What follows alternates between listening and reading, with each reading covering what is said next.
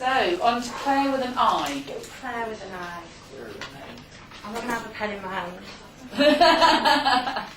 So, Claire, tell us about your situation. Right up my street, video production. Media production, really? Yeah, that's his Got my video thing. production.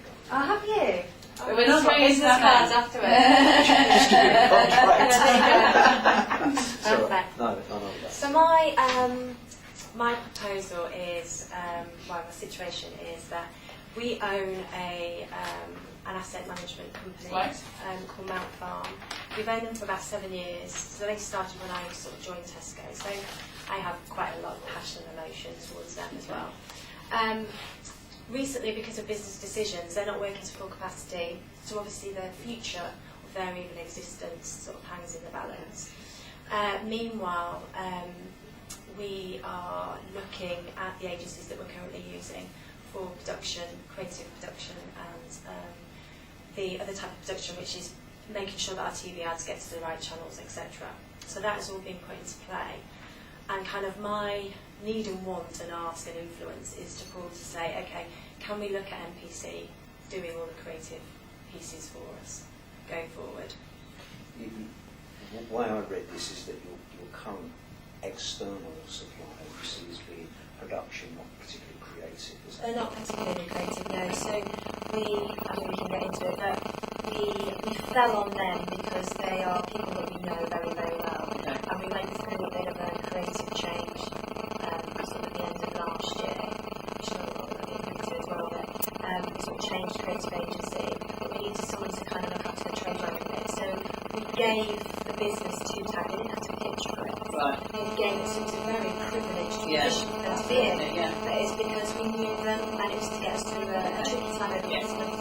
So it's the person that you're... he's with Paul. Okay, and Paul's personality is? Paul is a red, so he's UK marketing director. Do you have a business relationship with Is he a red? No, it's a bit of a red and a bit of a blue. So I think it's red because he's a director. He's But quite he facts does and like figures. his facts and figures. Yeah. But he's logical, Okay. which I'm not very It's much. difficult Let's- to apply to creativity sometimes. Yeah. So I can see the Yeah. you've got there. Okay, so get you started, and whenever you're ready. Okay.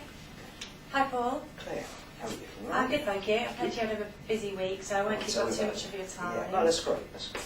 So, as you're aware, your recent KPI that happened last week was that we had to reduce our production Definitely. budget by 22 million. Yeah. And I've done a bit You of see delving. the report that I sent through with all the facts and I figures? did, yeah. So I just kind of want to understand from you today as well, out of that 22 million, what needs to be considered from my point of view in terms of advertising. But I think I've got a plan in place that will help you reduce those production costs quite Sounds considerably good to me, yeah. with this idea. And also, I just wanted to let you know that it's part of my business development for my 2 to 3 programme. Right, okay. So then I just want to assure you that I can commit to this completely, 100% Good. above the day job. But my vision is to look at using Mount Farm to full capacity. So we own that agency. It sits under you. So all the costs are are part of your bottom line. But we're currently not using them to full capacity. We're probably using them to about 20%. I would agree with that. Yeah. So obviously the agencies that we're using at the moment are extremely expensive. So the challenge to try and reduce our production costs by 22 million seems very unrealistic at the minute. The great thing about NBC is it's always cheaper running costs, cheaper production costs. And it means that we can start using and facilitating them a lot more. So you get more bang for buck in terms of the 4 million that is now Sure. in your cost centre. So I've done a bit of a case study on NPC, and I think potentially they're ready now to look after some of the creative pieces of work, but they're not up to speed completely on the TV production. So Okay. in terms of being able to do a full transition to NPC as we stand here today, won't be possible. What's the risk? The risk at the minute is that they haven't got the resource and the skills to be able to take TV production fully on board. So they can do the print stuff, that's their comfort zone, as you know. But in terms of TV production, they're not quite there yet. So the risk is that we have to maintain the cost that we've got going with our existing creative agency and we drip feed work into I've just seen a pound sign come up the other day. You say on the TV production side, I mean, what's it going to take financially to bring them up to scratch? I mean, have they got the technology there to do the job, or is it purely lack of expertise in terms of manpower and training?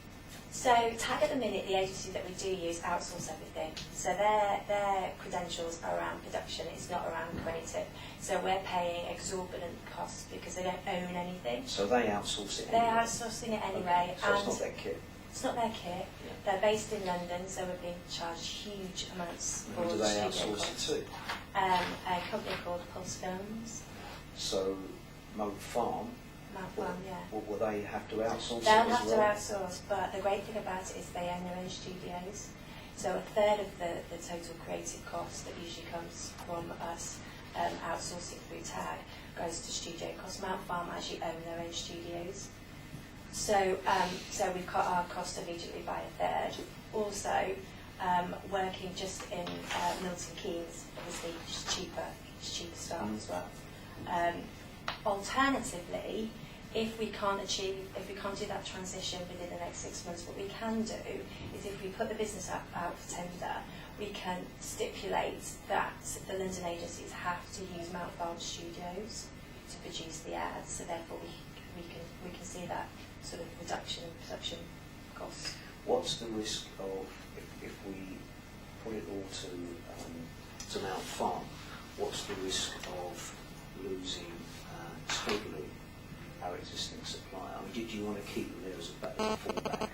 So we had to keep them as a fallback. So you were quite right, sort of last year, maintaining TAG the way we are, the way We they went were. through that really heavy period and we couldn't just couldn't. Exactly. You couldn't have done it through Christmas because we had something to prove. We had to pull ourselves out because of such bad trading environment. So it's the right thing to do over So Christmas. if we pull it all back, what's the relationship, the damage and the cost of the relationship? So at the moment we're paying TAG a retainer, which is between £2 and £3 million. So what we would love to do is negotiate to reduce that retainer if we're removing some of the words out. How long's the current contract? When's that expire? It's expired already. It's expired already. So actually we're just working in a sort of gentleman's handshake agreement at the minute. Yeah, and it's a wicked world out there. It is, and it doesn't feel concrete enough to be dealing with Tesco the size it is. If we found up the relationship with them and we were in the same situation next year that we were last year, where we had to go to an external source, do you know the relationship well enough? Do you manage that relationship currently with those external suppliers? Yes, I do, very much so. So I never shoot. What is your gut feeling if we didn't give them this contract and we needed to go? I don't want to go back to anybody cap in hand in a year's time. Okay, I'd like to go back to them, and drip feed them if that's necessary.